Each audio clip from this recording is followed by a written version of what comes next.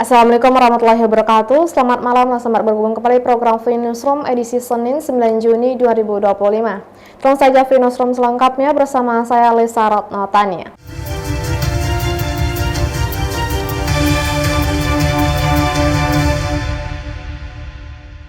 Sebanyak 61 koperasi merah putih di desa dan kelurahan di Kabupaten Bintan telah terbentuk. Hingga saat ini 3 desa telah memiliki kelengkapan administrasi.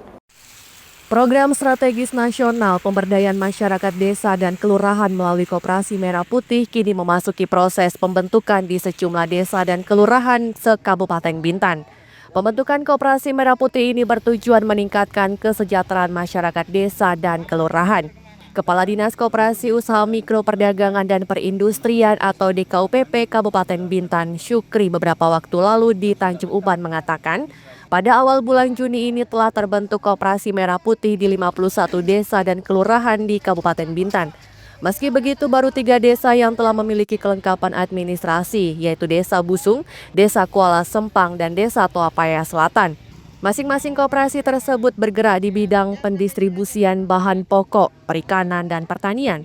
Syukri menyebut pihaknya akan terus membina proses pembentukan Koperasi Merah Putih tersebut dari awal hingga koperasi beroperasi. Untuk di wilayah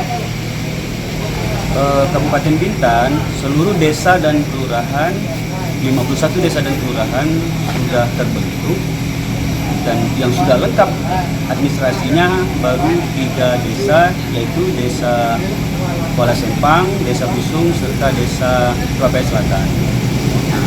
Yang sisanya sedang berproses kelengkapan administrasi ke notaris dan diberikan waktu, insya Allah akhir bulan Juni ini semuanya sudah lengkap administrasi. Lalu mendampingi dari awal, mulai dari pembentukan musyawarah khusus di desa dan kelurahan dalam hal pembentukan sampai mereka berjalan, itu kita tetap membina. Jadi tugas kita membina, baik itu dalam hal pembinaan secara administrasi maupun sumber daya manusianya.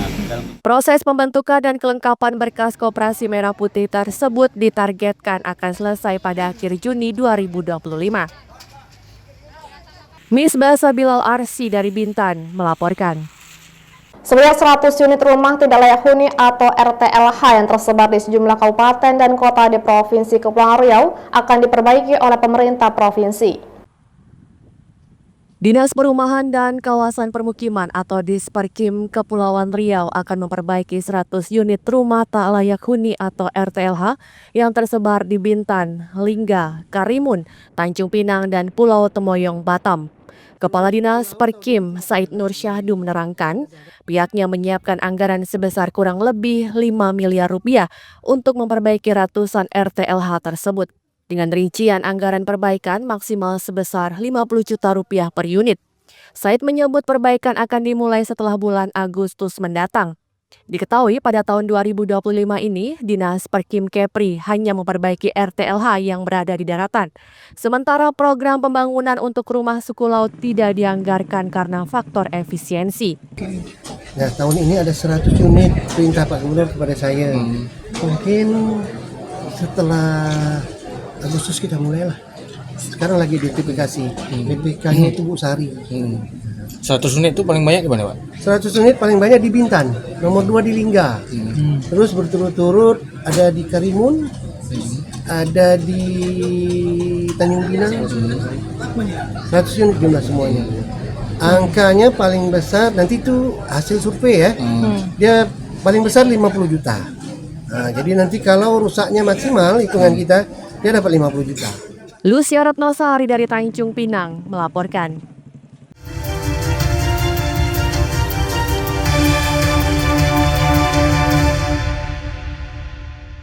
COVID-19 kembali terdeteksi di negara tetangga Singapura. Meski di Kepulauan Riau laporan kasus masih nihil, Dinas Kesehatan Kepri telah menyiapkan langkah antisipasi. COVID-19 kembali terdeteksi di negara tetangga Singapura. Dinas Kesehatan Kepulauan Riau memberi atensi khusus terkait kasus tersebut karena Kepulauan Riau merupakan salah satu pintu masuk internasional. Meski saat ini belum ada laporan kasus serupa terjadi di Kepulauan Riau, Dinas Kesehatan memastikan telah menyiapkan langkah antisipasi agar virus COVID-19 tidak masuk dan menyebar di wilayah Kepulauan Riau. Kepala Dinas Kesehatan Kepulauan Riau, Muhammad Bisri, meminta masyarakat untuk tidak panik soal kemunculan kembali COVID-19 tersebut. Dia menyebut situasi ini tidak akan seperti tahun 2020 lalu, mengingat COVID-19 telah ditetapkan sebagai endemi dan dianggap sebagai flu biasa. Meski begitu, Bisri meminta masyarakat untuk tetap menerapkan protokol kesehatan, khususnya bagi masyarakat yang sedang batuk disertai demam.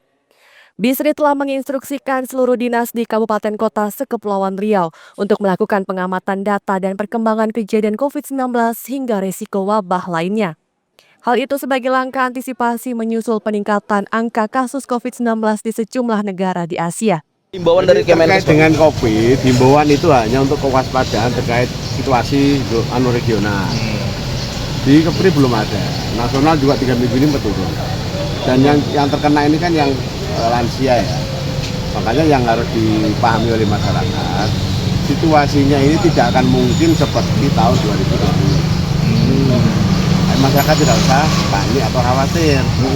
Ini masih sifatnya masih surveillance. Nah, surveillance ini kan kegiatan rutin kita untuk memantau semua penyakit termasuk demam-deman seperti influenza ini kan. Kita anggap ini kan kelompok influenza. COVID yang sekarang ini ya seperti flu biasa.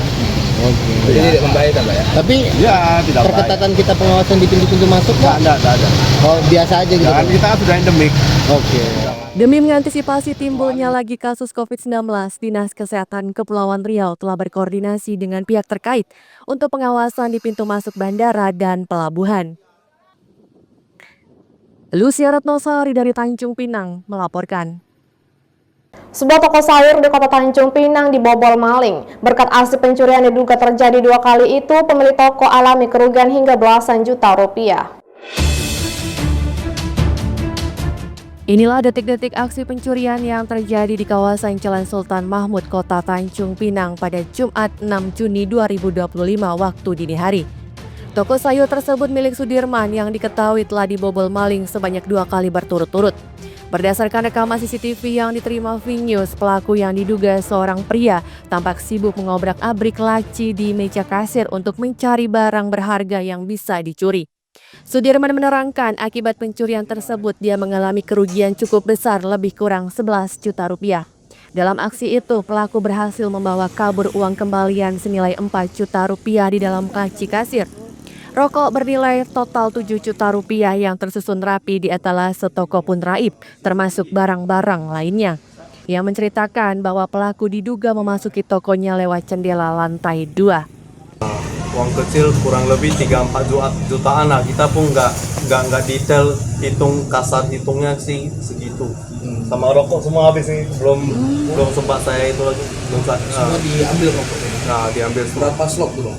Kalau misalnya kemarin? Saya perkiraan sih nggak banyak juga lah. Kita toko-toko kecil nggak stok banyak lah. Mungkin perkiraan 6-7 juta lah. 6 juta rokok aja itu Bang? Rokok ya. 6-7 juta tambah uang tunai belasan juta juga. Udah mau estimasi kurang lebih 11 juta gitu lah. Kejadian pencurian tersebut telah dilaporkan ke Polsek Bukit Bestari dengan harapan pelaku dapat segera diamankan. Lucia Ratnosari dari Tanjung Pinang melaporkan.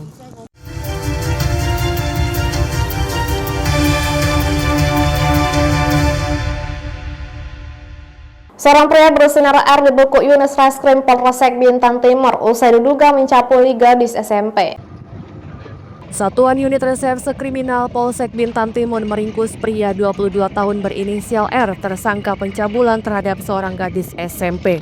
R diamankan di Pulau Belakang Padang, Kota Batam pada Rabu 4 Juni 2025 lalu. Usai dilaporkan telah melakukan dugaan pencabulan terhadap gadis 16 tahun yang dia kenal lewat aplikasi Ome. Kapolsek Bintan Timur AKPK Pandi mengatakan pelaku R berkenalan dengan korban di aplikasi Ome. Kemudian komunikasi berlanjut melalui WhatsApp dan mengajak korban untuk melakukan persetubuhan. Pelaku diduga mencabuli korban di salah satu penginapan di Kecamatan Bintan Timur pada Januari lalu dengan dalih akan bertanggung jawab terhadap korban. Modus operandi, pelaku mencari kenalan wanita di aplikasi Ome.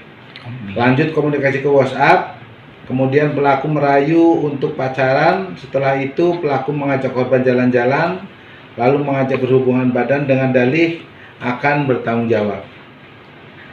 Motif pelaku, tersangka ingin melampiaskan nafsunya. Saat ini pelaku R berada di Mapolsek Bintan Timur untuk menjalani proses hukum lebih lanjut. Misbah Sabilal Arsi dari Bintan melaporkan. Jangan lupa follow Instagram dan TikTok VNewsClick untuk berita menarik lainnya.